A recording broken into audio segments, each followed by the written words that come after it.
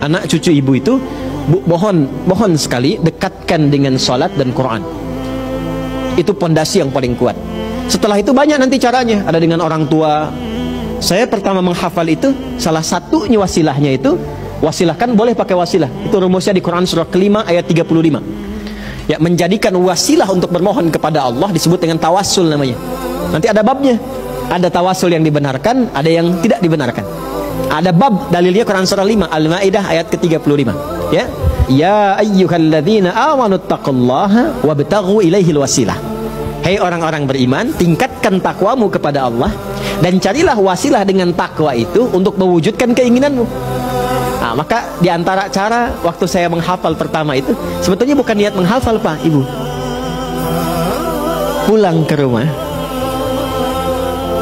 ayah meninggal. Jadi saya itu berangkat ke pesantren.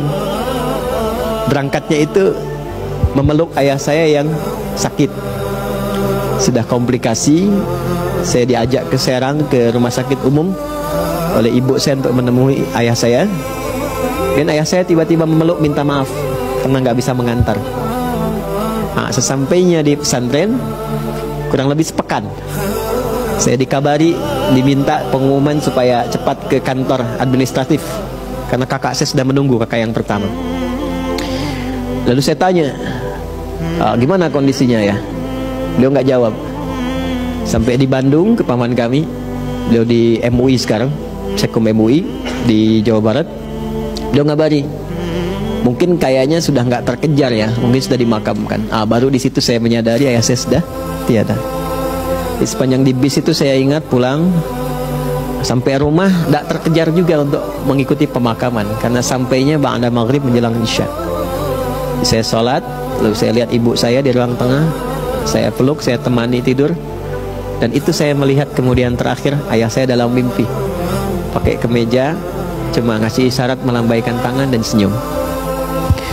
Maka esoknya saya bangun, saya lihat apa yang paling istimewa yang ditinggalkan ayah kami. Ya, ayah saya tidak meninggalkan harta benda yang kebanyakan orang harapkan ya. Ya mungkin ya ada yang pengen uang, pengen pakaian, pengen itu, tidak. Ayah saya meninggalkan Al-Quran dan kitab-kitab. Dan tanpa saya sadari sebelum saya masuk pesantren itu, memang ayah saya mendidik secara langsung, bukan disuruh ngaji kitab. Dan saya baru tahu bahwa kitab yang ditinggalkan itu dan saya pelajari di pesantren, itulah kebiasaan yang sering dididikkan kepada saya, salah satunya. Maka saya ambil mushaf warna biru, masih ingat saya Umar Bakri itu. Saya duduk di ruang tengah, saya menghadap ke kiblat. Lalu saya katakan, ya Allah, saya tak mampu lagi untuk membahagiakan ayah saya dalam hidupnya. Maka berikan saya kesempatan untuk mengalirkan pahala dalam wafatnya, dan berikan kesempatan membahagiakan ibu dalam hidupnya. Maka saya baca Quran itu sampai saya nggak bisa berhenti. Saya baca sampai baru berhenti itu di 40 ayat Al-Baqarah. Baru saya sadar berhenti. Begitu berhenti itu nggak bisa keluar lagi ayatnya. Jadi dari sejak saat itu kalau saya menghafal, nah itu cepat sekali.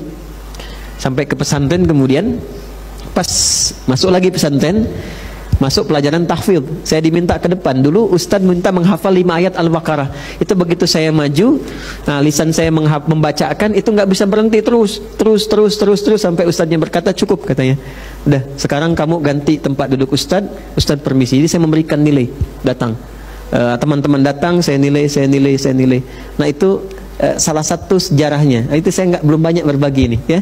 Nah, salah satu kenapa Allah mudahkan untuk menghafal Quran terutama itu karena kecintaan pada orang tua, salah satunya. Alhamdulillah itu, makanya jangan pernah ya berbuat yang tidak baik pada orang tua. Kalau masih hidup sayangi, ya, berbakti sebaik-baiknya. Jangan lihat apakah tua mudanya, sebaik-baiknya berbakti. Jangan pernah melukai hati kedua orang tua, ya, berkhidmat karena nanti berkahnya akan diberikan dalam kehidupan kita. Nah, yang paling menarik setelah itu, alhamdulillah ujian. Tiba-tiba saya dipanggil oleh guru olahraga namanya Pak Gumbira. Semoga Allah muliakan beliau karena beliau gembira terus. Namanya Pak Gumbira. Jadi saya dipanggil, kata beliau gini, "Nah, mohon maafkan Bapak," katanya. "Kenapa, Pak?" "Karena Ananda tidak hadir waktu ujian, Bapak terpaksa memberikan nilai 6." Nah, tertingginya 8 yang lain. Oh, saya juga mohon maaf Pak. Kenapa? Saya tuh kemarin tidak bisa ikut karena ayah saya meninggal katanya. Oh begitu, baiklah. Karena Bapak berduka cita, Bapak tambahkan 2 jadi 8. Nah, jadi ternyata berbuat baik pada orang tua itu tetap selalu memberikan keberkahan, tidak ada yang kurang. Ya, jadi bahagiakanlah itu ya.